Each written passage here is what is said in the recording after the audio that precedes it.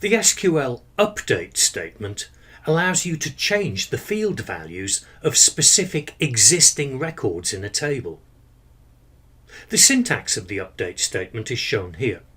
It begins with the keyword update, followed by the name of the table whose data will be changed.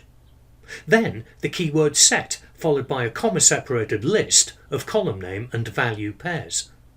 An optional where clause then specifies which records will be updated.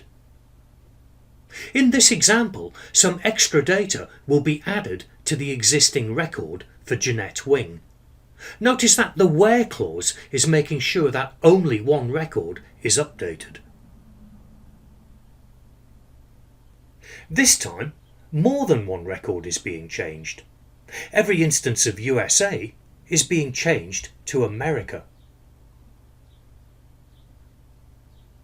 It's important to realise that if the optional where clause isn't used at all, then every record will be changed. The update statement can therefore be rather destructive if you're not careful with it.